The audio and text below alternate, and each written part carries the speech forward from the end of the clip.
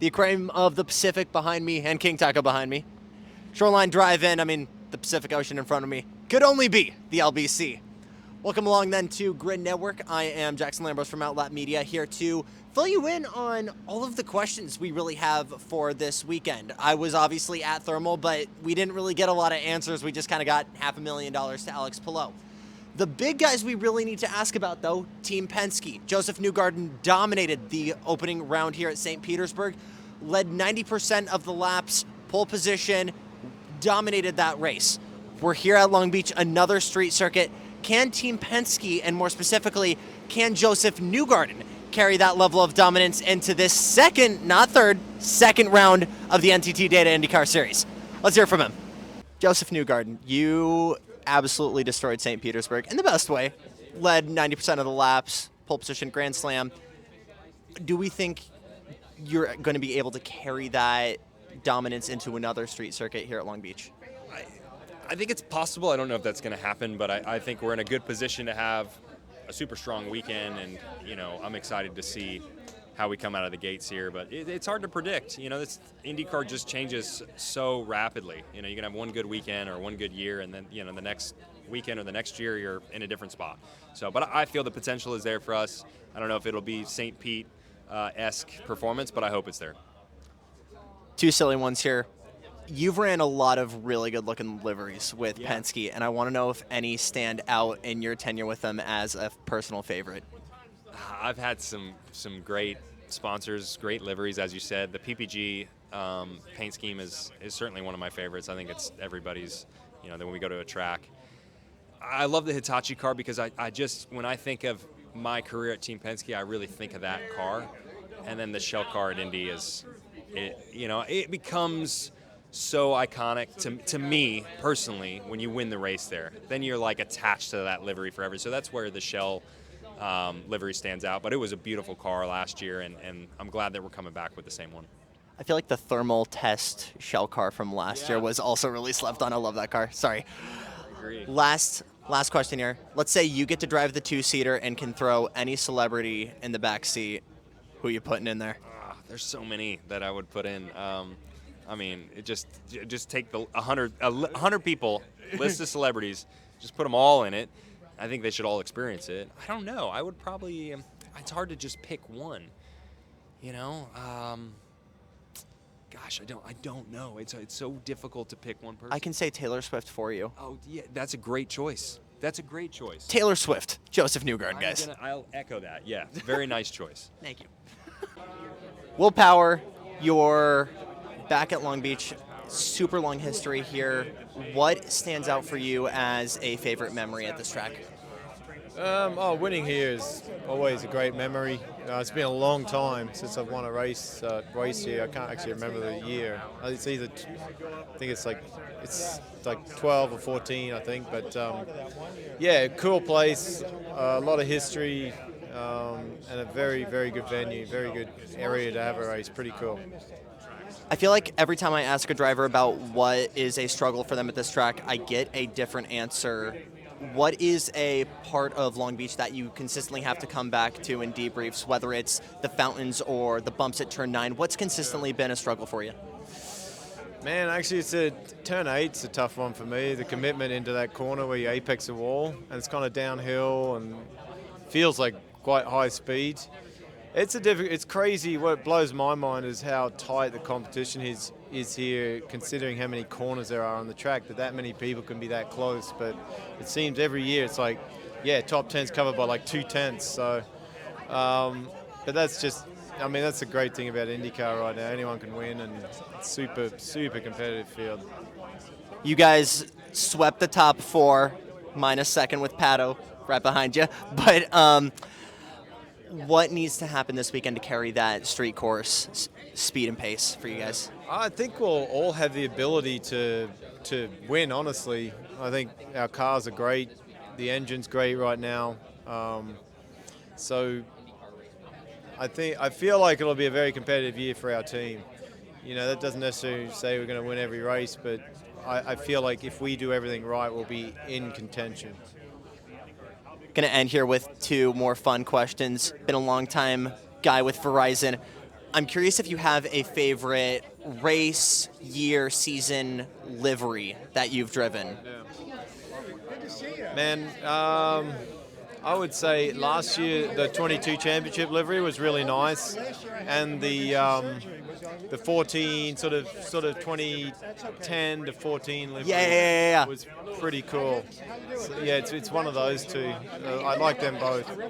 We'll have Matt pull that up. Last question here. Let's say you get to drive the two-seater, throw any celebrity in the back seat. Who are you putting? Ooh, that's a good one, man.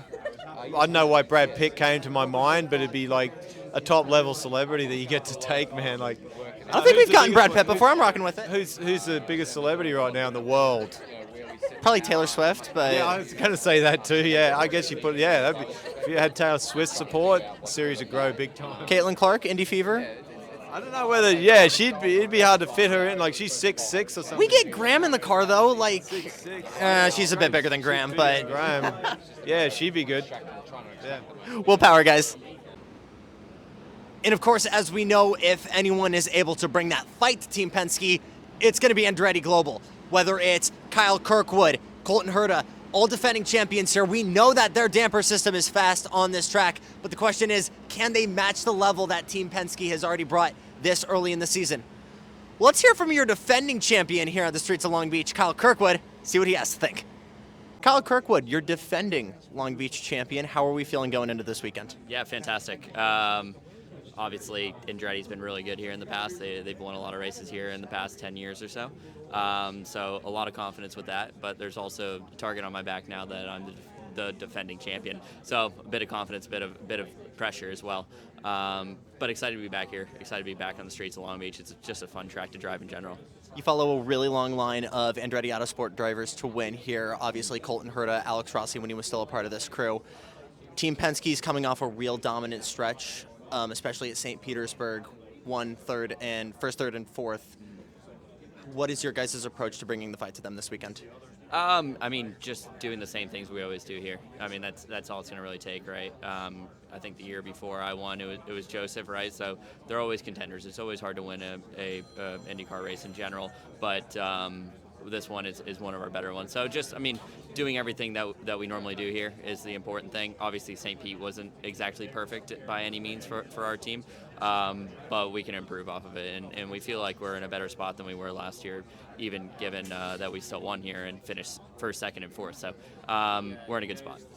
Let's talk about the track really quickly, because I've asked a lot of drivers what's challenging to them, and I feel like I get a different answer every single time. But to you, what is a consistent challenge for this course, something you got to go back to in debriefs? Yeah, I think the main thing here is the bumps, right? You got to respect them, and you're always trying to make adjustments to the car to make ultimate grip, but you also don't want to hinder what's going on with the bumps, right? So you're always playing this cat and mouse game with the setup and trying to get everything absolutely perfect, which is really tough. So that's what I find. Like the bumps going into turn 9, it's like they're massive, right, under braking, and that's the lowest point of the car other than the front straight. So you're likely to hit them pretty hard with the bottom of your car. We were talking about this. We have drift cars running this weekend. It's like caked in rubber there. Are you losing? Do you feel a loss of grip at all going through 9 or through the carousel there into the hairpin? No. If anything, it's more grip.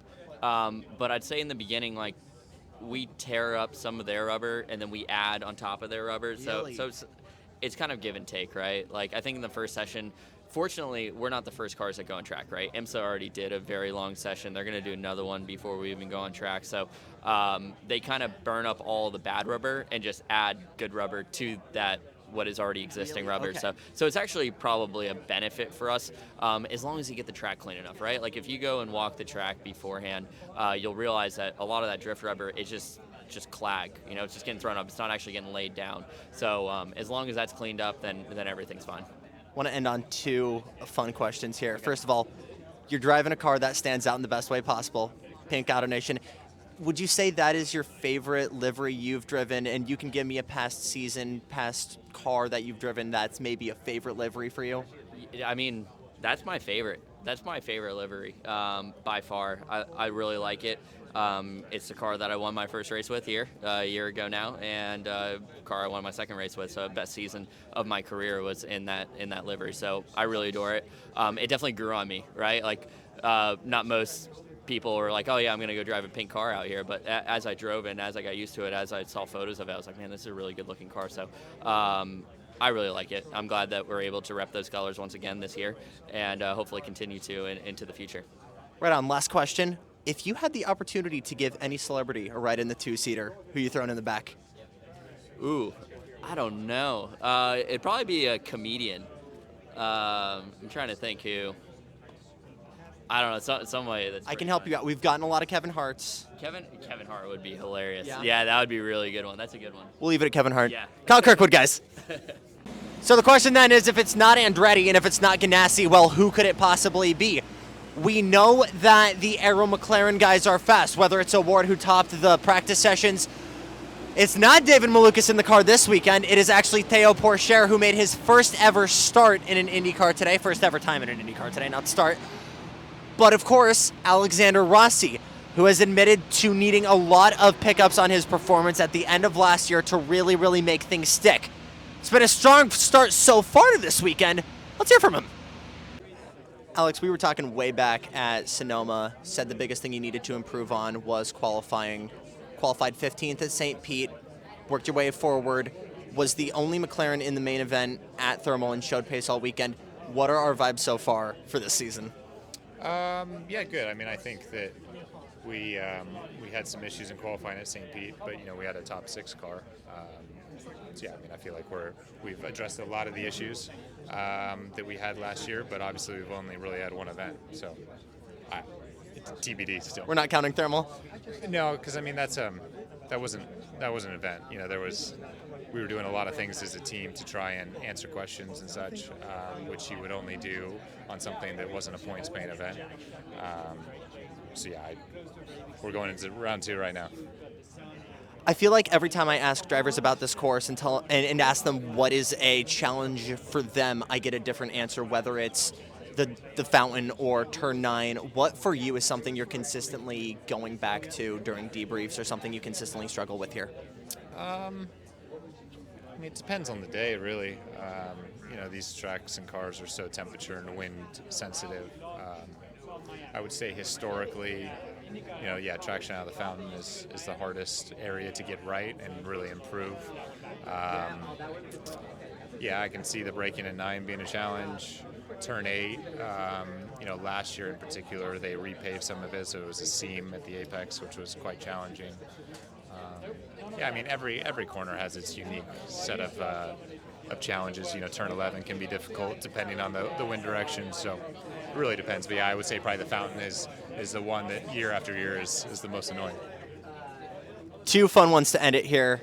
New livery for you this year. I know you were talking to Hinch about this maybe being your favorite. We don't have to drop. You can just give me a season or a year.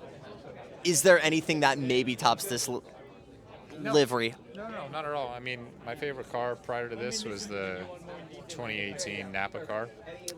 But no, this is by far and above my favorite. Last question here. Let's say you're getting to drive the 2-seater. You get the opportunity to throw any celebrity behind you. Who you giving a ride? Alive or dead, or? I'll take anyone, man. George Washington. That might be the best answer yet. Thanks, Alex. It's important for us to kind of realize still that there's still so many unanswered questions, even without the knowledge we've obtained from Thermal. It still kind of feels like the prologue to this NTT Data IndyCar season, and we still have a lot of questions left unanswered. Let's talk about some dark horses, though. Junko Hollinger Racing potentially really has the potential to make something happen here. Romain Grosjean has seemed to be that silver bullet that team has needed to be in top 10, top 5 pace, and they've just had, I don't want to necessarily put it down on bad luck, because that was Grosjean's fault at St. Petersburg. He had the pace at Thermal. He just was used as a brake marker.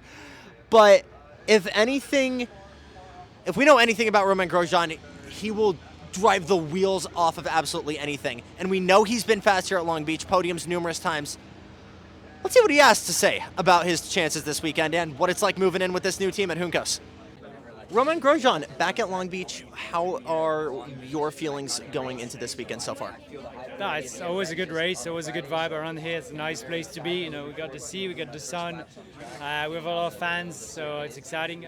It's a race that I've really enjoyed the last few years, so hopefully we can have a good weekend. New team, new colors. Talk to me about what it's been like breaking in with the new team at Juncos. It's been very straightforward and very smooth. I really like the guys there. I think they do a great job.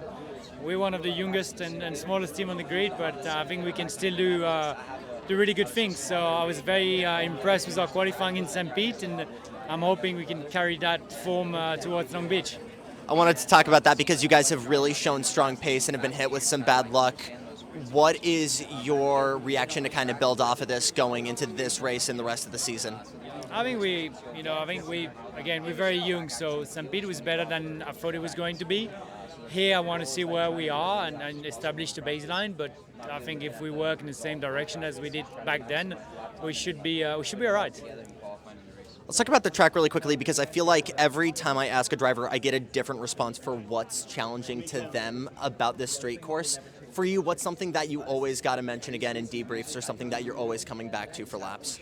I think street courses is really the confidence in the car, confidence in the braking, and make sure you can attack the corner. I mean, there's no room for errors, so you really want to make sure that what you expect from the car is what you're having. I think the last question here, if you, let's say hypothetically, you were driving the two-seater, you had the opportunity to throw anyone in the back seat, any celebrity, who are you picking? Taylor Swift. Instant, no doubter, great answer, Romain Grosjean, guys. All right, Dale Coyne Racing, kind of all over the place this year. We didn't know who was actually going to be in that car until the week of St. Petersburg, and the answer was a lot of people for two cars. Whether it was Colin Braun, who may have had his only race at Thermal, we'll see, to Nolan Siegel, who's going back and forth between Indy Next and the big cars, IndyCar making his actual racing debut for IndyCar this weekend on the streets of Long Beach. And of course, Jack Harvey, who we were not expecting to return after his departure from RLL a year ago, has been looking around for jobs. So let's hear from, we have all three of these drivers actually, Matt, including Braun, who's obviously not driving this weekend, but was still around. So let's hear from all three of these guys for Dale Coyne Racing. Nolan Siegel making his Long Beach Grand Prix debut. How are we feeling, sir? I am feeling great. Yeah, it's going to be a fun weekend. Happy to be here and excited to get going. Already 2 races in here if you want to call Thermal a race. Talk to me about what your experience has been as a rookie so far. Yeah, it's been fantastic. Thermal was the first weekend that I did in IndyCar, so it was a bit of an odd one, but learned a ton, and I'm glad I got all that testing time in, and this will be an interesting weekend, being my first normal IndyCar race with, real strategy and a normal format.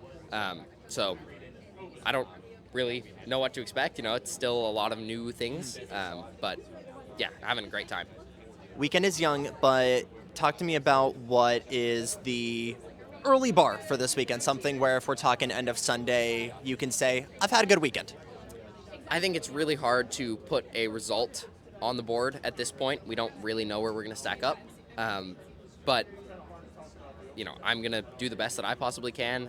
Team will do the best that they can. And I think if we can get through the weekend with no mistakes, the result is going to come. So, I don't have a result-based goal. But I think that if everyone puts in their strongest performance with no mistakes, the result will come with that. Going to end on some fun stuff here. I feel like a lot of drivers have different ways of kind of staying in the game. Scotty, big Red Dead guy, and he'll just do video games all the time. I don't know. I'm curious to know what your between session ritual is, if you have one. I don't really have a between session ritual. I feel like I kind of stay at the track, sit in the engineering office, and we can have some banter in there. That's the hang out with all the guys is kind of. This actually might be the right answer, but I'd say so. Last question here. Let's say I throw you the keys to the two-seater. You get the chance to give any celebrity a lap around here. Who are you taking?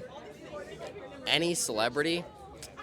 I was talking about, I'm a big Curb Your Enthusiasm fan, and Okay. Larry David is like the celebrity that I dude, want to meet. yes. If I could take Larry David for a lap in the two-seater, that would be the dream. That would be hilarious. That might be the best answer we've gotten all weekend. Nolan Siegel. This one was kind of a shocker. Jack Harvey back at the streets of Long Beach. It's awesome to have you back. How are we feeling this weekend? Feeling great. I mean, like you said, it wasn't one of my scheduled races at the start of the season, but then Dale called me over the weekend, said, "Do you want to do it?" And I was obviously pleased and thank you. And then I actually was scheduled to be here anyway to help out. So the only thing that's really changed for me is that, helmets going on, and then that's it. You were also at Thermal helping Colin out with the 51 crew. Talk to me about what it's been like evolving and kind of being a part of this new team for this season. Well, I think we need as much help as we can get right now. At Thermal, I was there helping Colin and helping Nolan. And then at the Indy Open test, I was there helping Nolan, helping Catherine. So it doesn't really matter who's in the car right now. They're going to get my support just to try and keep the team moving forward in the best way that we can. And, I want to do my part. And selfishly, I want to help them do better so that when I get back in the car's a little bit better for myself. So I think it takes a village to be successful at this, and if I can help, I'm gonna.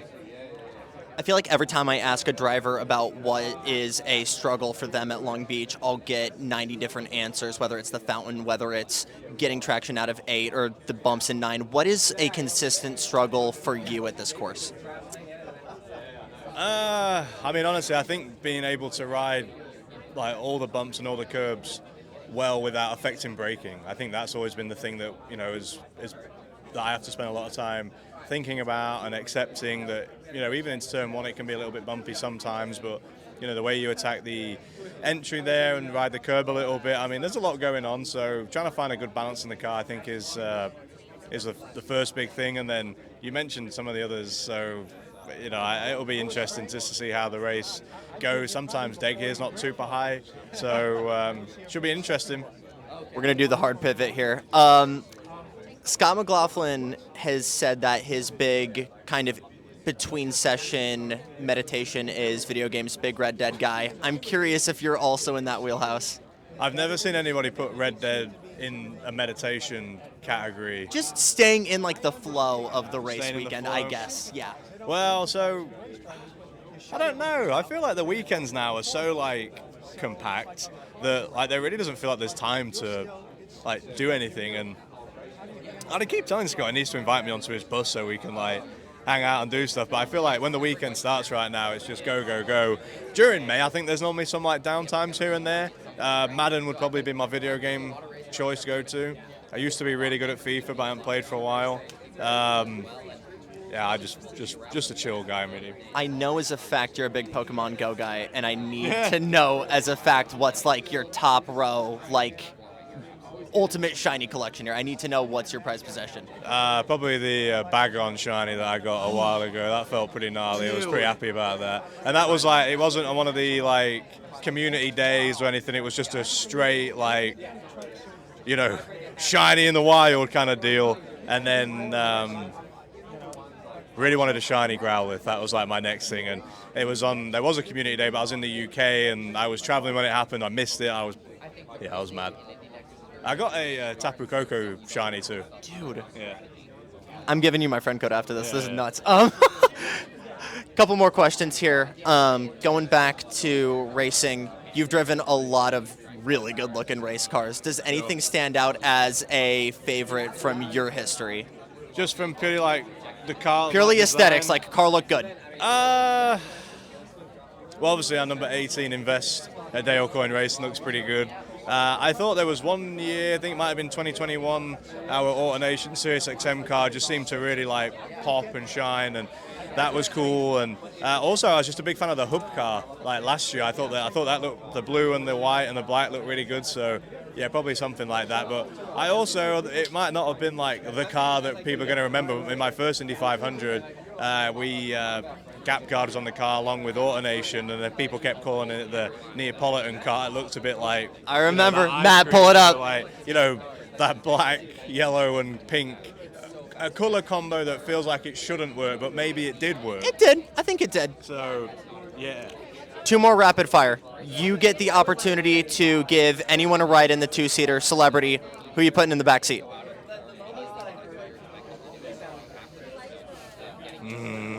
Harrison Ford. Dude, I'm liking that. Okay, last actual question. Favorite Pokemon generation and why? Oh, first, original. Big Kanto guy, man. I don't know, that's just like peak vibe for me. It's like It really is nostalgia. where you've grown up, because I'm a Sinnoh guy, so It's fine. I appreciate it. Jack Harvey, guys. Oh! Okay. I gotta be honest, I am sick of y'all complaining about IndyCar numbers. Wow, they're so confusing. Wow, the colors are different. Ray Hall dies on a cross for you guys because they've made the attention to detail, all multiples of 15, 30, 45. Takuma Sato's for the Indy 500, Matt, guess. It is 75 because they care about that kind of detail, right?